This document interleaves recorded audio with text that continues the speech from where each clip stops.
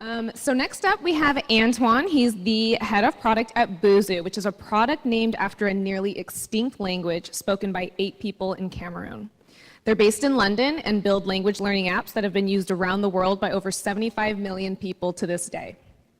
Their dream is to empower anyone, anywhere to learn a new language through personalized courses enriched by interactions with native speakers. So please help me welcome Antoine. Hello. Oh, thanks. Cool. Hi, everyone. Let's start with a quick survey. Who here works on an app or a product that monetizes via subscriptions? Quick show of hands. Cool. Well, maybe 50% of people. Was maybe a bit of self-selection bias here. That's why you're here, I guess. So I want to welcome you to the era of subscriptions, or what I call the App Store's new normal. According to App Annie, 8 out of the world's 10 top grossing apps in 2016 were freemium subscription-based apps. Line is the only outlier there. Interestingly, the dominance of the subscription business model in app stores is relatively new. On the iOS App Store, until 2014, paid apps or in-app purchase revenue was higher than subscription revenue. Then, subscriptions started to accelerate, and in the last 3 years, the revenue they generated increased 4-fold, dwarfing both in-app purchases and paid apps. The acceleration was even more dramatic on Google Play, 10x increase in 3 years. What about the future? Well, annual subscription revenue is projected to grow to $34 billion in 2021, or 3 times the current revenue, outpacing in-app purchases even from games. So what prompted such a dramatic shift in business model? Well, for one, a big push from the platform players, Apple and Google, into this new business model. They worked hard on making it easier for developers to enable and for consumers to purchase subscriptions, on the assumption that it would increase their overall platform revenue. And it did. Second, we've also seen a change in consumer attitudes towards subscription to mobile apps. Several pioneers like Spotify or Netflix, which provide utility at an unmatched price and quality, help normalize the idea of subscribing to an app. Most important, consumer attitude has been changing globally, which is important to consider if you're building a global business. For instance, on the Busuu app, until summer 2014, we used to offer in-app purchases, which would unlock a specific level in a specific language. We then switched to subscriptions, offering monthly, 6-monthly, and yearly plans, which gave access to the whole app's content. Any idea what happened to our download to purchase conversion rate when we did that? Anyone? It tanked by 75%. So yeah, the blue line is the previous conversion rates in the previous model in app purchases, and the red line was subscriptions. A whooping 75%. I wasn't at the company then, but must have been fun times. And then, what do you think happened? Yep. Well, slowly but surely, and thanks to many experiments I've discussed today, our conversion rate started trending up and up and up until they reached the levels we had before we switched. Good thing is, because of the recurring nature of subscriptions, reaching a similar purchase conversion rate level as we had in the previous model meant a much higher compounding revenue. Looking back, it was a painful switch from in-app purchases to subscriptions, but absolutely worth it in the long run. Now that I have, I hope, convinced you of the potential of subscription business models for freemium apps, let's delve into the nitty-gritty. What makes them successful? Let's have a look at the drivers of subscription revenue. At Busuu, we think of subscription revenue as an equation, right? Subscription revenue equals number of active subscribers times average lifetime value of these subscribers. The number of active subscribers is pretty self-explanatory. Average lifetime value, aka LTV, is the revenue we'll capture from a customer over their lifetime as they recur and before they churn. If you break this down further, number of active subscribers equals number of installs times purchase conversion rate. And average lifetime value equals renewal rates times average order value. The renewal rate is the number of times the customer will recur before they churn, also known as renewal multiple, and average order value is the blended average price at which they originally purchased. This gives us 4 variables to play with: number of installs, purchase conversion rate, renewal multiples, and average order value. For the purpose of this talk, we'll focus on the latter 3, as the first one is very much top of funnel and related to experimentation mostly done outside of the app. Let's start with the crown jewel: conversion from new install to paying customer. We'll talk about different strategies to increase conversion and possible tactics to get there. Out of interest, what do you think are the most important drivers that convince free users to upgrade to a paid plan?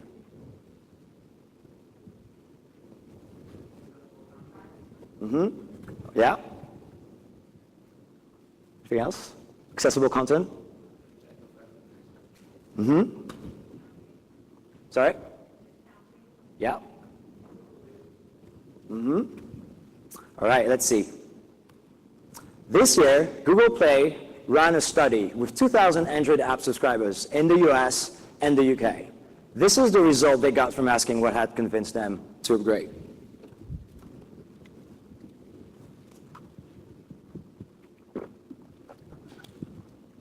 Isn't it fascinating how discounts is the number 2 reason, followed by a long tail of reasons you'd assume to be more important? So today, we'll focus on 2 conversion strategies, which target 2 neighboring points of the funnel. Number 1, increase payroll views. That is, increase the rate at which free users engage with your premium proposition. Number 2, improve your payment funnel. That is, increase the conversion rate from engaging with the premium proposition to actually purchasing. One tactic to increase payroll views is through content locking. As seen earlier, access to additional content is the number 1 reason why users subscribe. But how do you know how much locking is too little or too much? A/B testing is the answer. Currently, on Busuu, free and premium units of content are spread throughout the course. There's no hard paywall in the sense that one can continue using the app, but they will miss some key content like grammar units or conversations with native speakers. Over the years, we've done dozens and dozens of experiments around which units to open and which ones to lock. But we've also tried bolder moves. One such experiment, aptly named Content Lockdown, was about locking all content except for the first lesson in each level. The hypothesis was that if we lock down all content for new users, by giving them a short taster of the experience, followed by a hard paywall, then we would double conversion and double initial revenues. Who thinks the original one? Yeah. And who thinks the variant one, like this one? Well, you're both right. So the variant did increase purchase conversion rates by 27%, but because free users were limited in the amount of content they could experience before they purchased, it also meant that people went for the shorter plans. And therefore, the variant had an 11% lower average order value, which resulted in revenue from the variant to be 7% lower than the original. More people pay, but they take shorter plans, and the impact was actually negative on subscription revenue.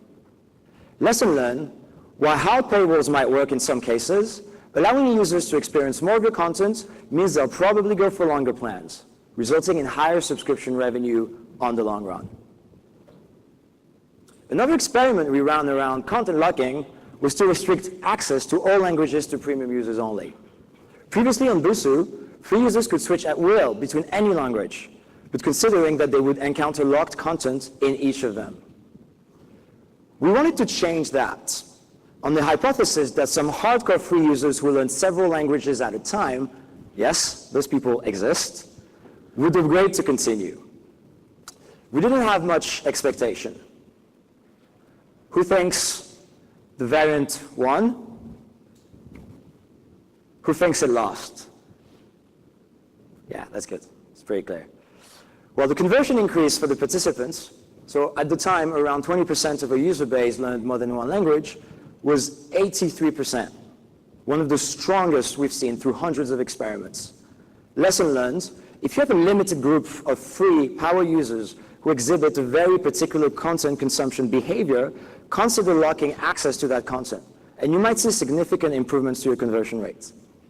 Some of our competitors even charge different subscriptions for each additional language that you add. We're still experimenting with content locking at Busuu. It's a never-ending journey, and are currently working on dynamically locking or unlocking content based on the user's likelihood to convert, as assessed by the predictive model we've built. Another tactic to increase the rate at which free users discover our premium proposition is to ensure good signposting. This is an often overlooked tactic, but signposting is powerful. You'd be surprised how many users might not know, willingly or not, about your premium offering. In the early days, we had a crown sitting on the navigation bar of the app, which would redirect you to the paywall. For user testing, we realized that many free users didn't see that crown or weren't sure what it even meant. So we decided to experiment with new signposts. One option was to create an entire tab in the tab bar dedicated to the premium offering. It is a common design pattern in many freemium apps, and our hypothesis was that as users tend to visit all tabs in an app when they're exploring it, it will lead to more paywall exposure. Another option was to add a sticky banner under the nav bar, which would display when visiting any of the tabs in the app, on the hypothesis that a full-width banner with a clear upgrade to premium CTA and some copy about benefits of premium will work much better than a cryptic crown. Out of the three options, who thinks the crown won? Who thinks the tab won? Who thinks the banner won?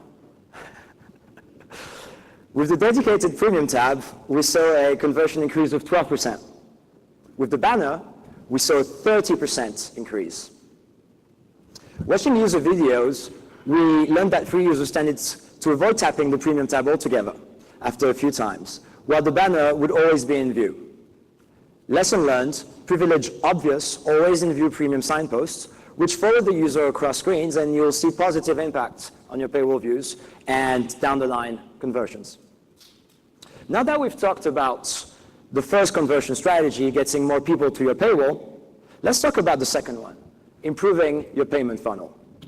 There are many tactics to improve conversion through your payment funnel, but we'll focus on two today. First, discounting, and second, product marketing. Remember that chart from earlier? Google found that discounts is the #2 reason why people upgrade to premium, validating the importance of perceived value and urgency in purchasing decisions. This year, we started experimenting with offering higher discounts, 50%. While this might seem a lot, remember that we're selling the intangible here, which means that we have virtually zero cost per marginal unit sold. We could literally discount to 90%, even though that probably would be detrimental to our brand. On this note, a competitor, which we won't name here, even artificially raised the annual subscription price to $900, but offer a 90% discount on it. Seems to work for them, but that's obviously quite the dark pattern. So back in April, we started experimenting with offering 50% discounts on 12-month plans only, instead of a blanket 30% discount, which applied to all of them. Doing that, we saw a 40% increase in conversion, an 88% increase in bookings, as users went for longer plans, since an increased discount made longer plans look more affordable. Lesson learned, a higher discount rate doesn't necessarily mean less revenue, if you can drive users to go for the longer plans by discounting these plans only. Since then, we've been further experimenting with discounting, especially discounts triggered by some sort of user activity, like being on a streak or completing a set of exercises. It's been hugely successful, and we'll keep testing. A second tactic to improve the payment funnel is to experiment with product marketing. That is the benefits, copy, and design of your paywall.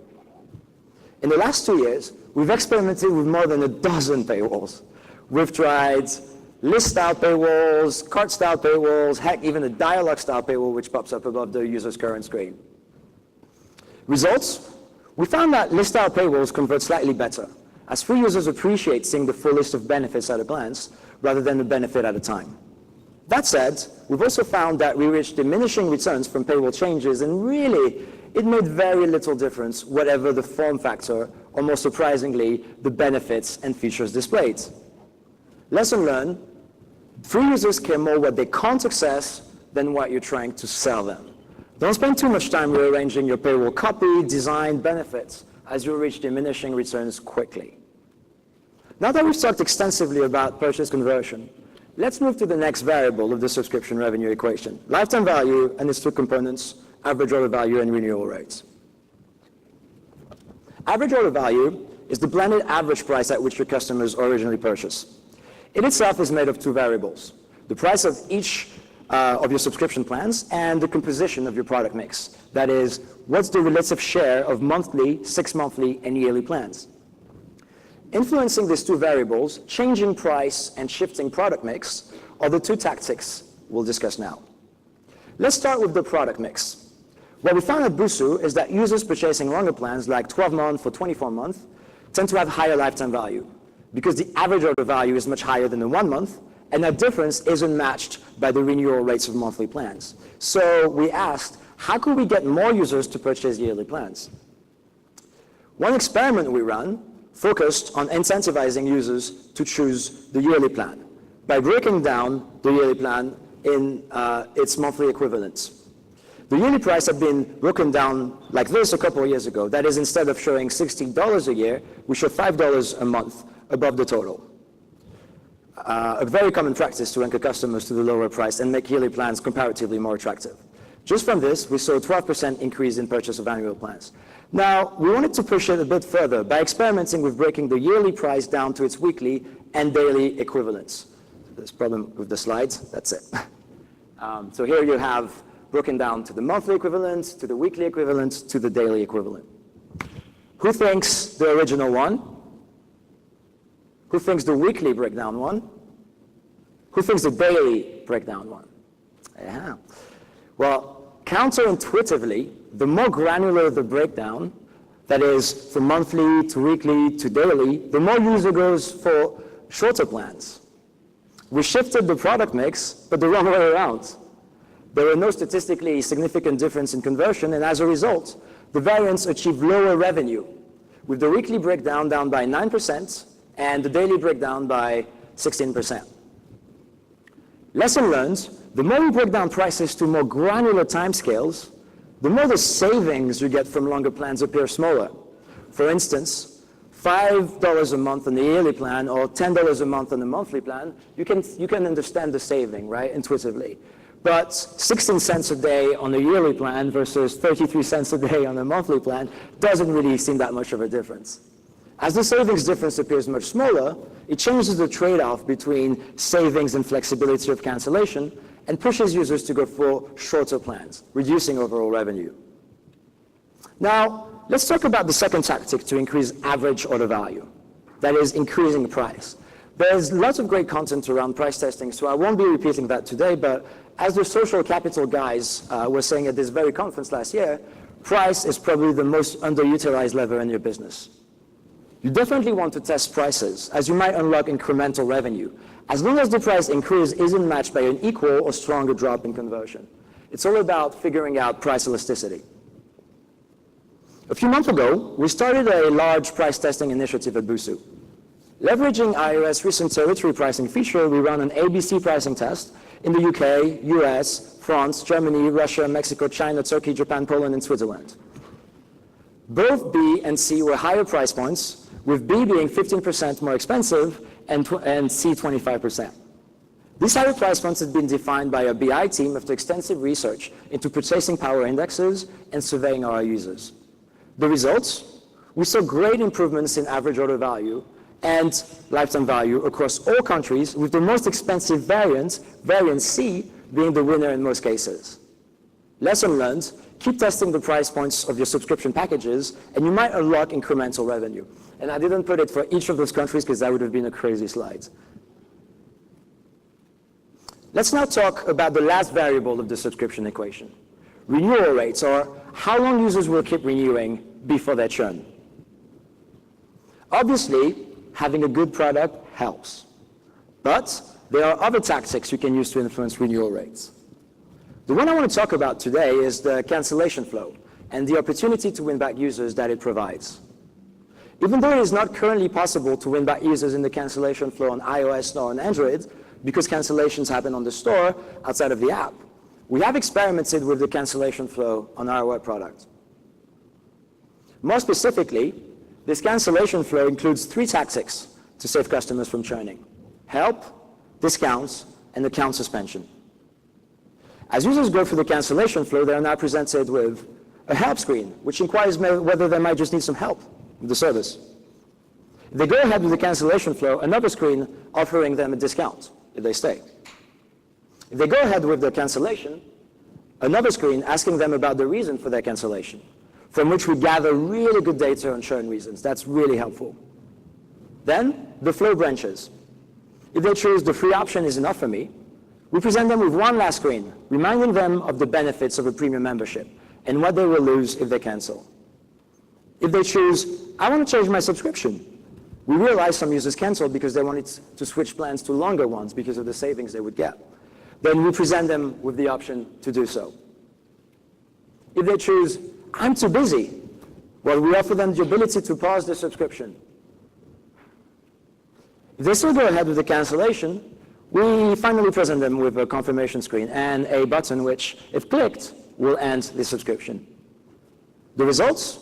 Through this flow, we save nearly 30% of cancellations from happening. Lesson learned: work on understanding why your subscribers are canceling and try saving them through a multi-step flow which addresses these very reasons. Let's go back to a subscription revenue equation, right? Subscription revenue equals number of active subscribers times average lifetime value of subscribers. If you break this down further, number of active subscribers equals number of installs times purchase conversion rates.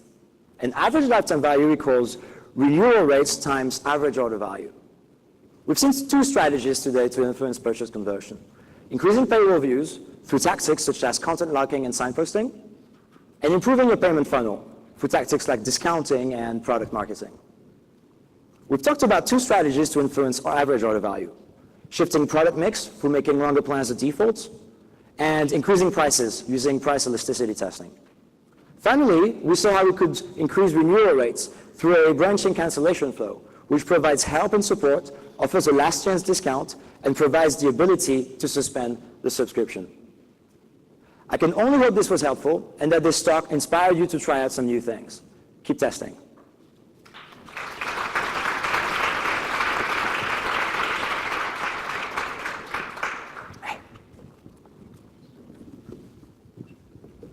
Thank you, Antoine.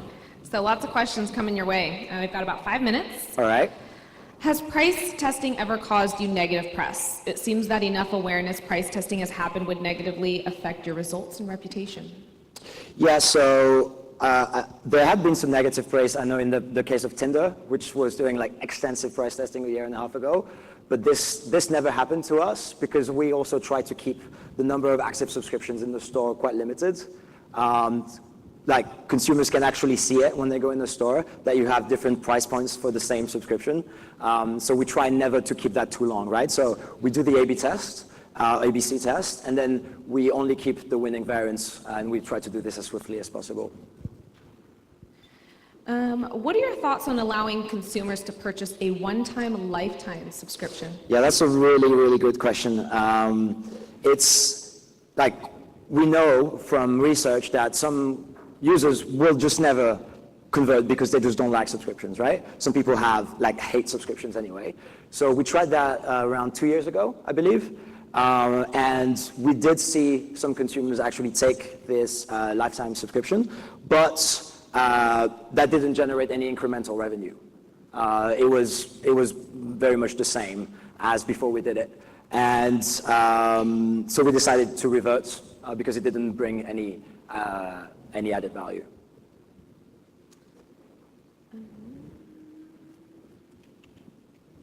Do you see any adverse effects on user engagement by adding the conversion banner? Do you measure engagement as well as revenue for each test you do? Sure. So we do, and I think, you've seen that chart, right, with the conversion rates that plummeted when we switched to subscription. So we very much focused on that initial conversion in the last 2 years. But on now spending more and more time on free user retention because we know that we can also convert that long tail of free users which, just doesn't convert anyway. All right. Have you always offered your subscriptions through the App Store, Play Store, or did you previously try to just get people to convert on web to avoid store taxes? So, I don't know what I'm able to say here. Let's say Apple will definitely not like it if you're trying to bypass the App Store, and that might even be a reason for rejection. So you definitely don't want to do this within your app. But what we do, though, is that every email that we send, let's say for a discount campaign, links back to a web payment funnel, which is entirely responsive. And we know that like a third of our web purchases actually come from mobile-first users. So that does work. And yes, we don't have to pay the 30%. All right, one last question here. How did you conduct the price testing? It seems sticky. So the way we conducted it is we defined like a whole range of prices in iTunes Connect. Each of these prices have SKUs attached to them. And we created a code block in the app, right? And each of these blocks would call a different SKU. We then left the test running for a month and a half, because obviously you're doing this on a country level, so gets to significant stakes quite longer. And once we had a good idea of which variant was the winner, then we just stopped the test and switched the new prices to that winning price point. All right, well, thank you, Busuu. Appreciate your time. Give it up for Antoine, everyone. Thank you.